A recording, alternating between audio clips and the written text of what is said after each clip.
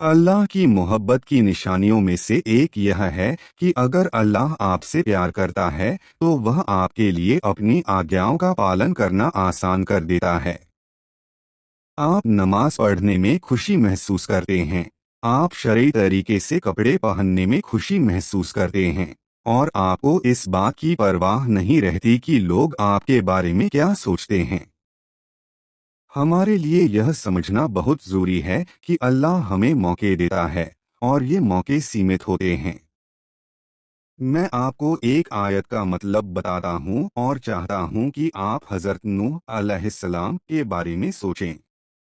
जब उन्होंने अल्लाह से कहा, ऐ अल्लाह, मैंने अपनी कौम को 950 साल तक बुलाया।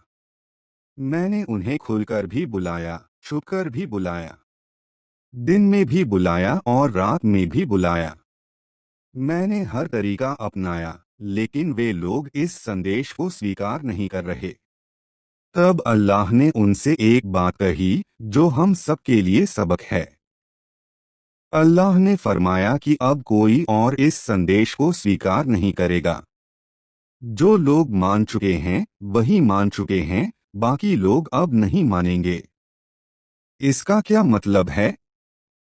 नूह अलैहिस्सलाम उन्हें अल्लाह की तरफ बुला रहे थे। उन्होंने यह संदेश एक बार सुना, 2 बार सुना, जितनी बार अल्लाह ने चाहा उतनी बार सुना। उनके कानों ने उस संदेश को सुना, उनके दिमाग ने उसे समझा। और क़यामत के दिन अल्लाह उनसे इसके बारे में पूछेगा। लेकिन हर इंसान के लिए एक हद, एक गिनती, एक सीमा तय होती है। अल्लाह कहता है कि तुम्हें 500 बार याद दिलाया जाएगा, उसके बाद खत्म। किसी को 5000 बार याद दिलाया जाएगा, उसके बाद खत्म। किसी को 50 बार याद दिलाया जाएगा, उसके बाद खत्म। हम सबके लिए एक सीमा है जो अल्लाह ने पहले से तय कर दी है।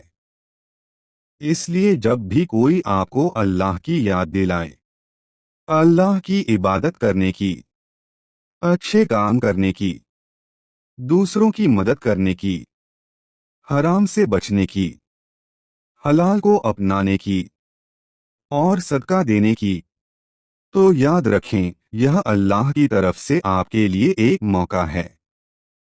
यह सब आपके नाम के साथ लिखा जा रहा है। आपने उसे सुना, वह आपके कानों तक पहुंचा, लेकिन आपने उसके बाद क्या किया? क़यामत के दिन आपको अल्लाह के सामने इसका जवाब देना होगा।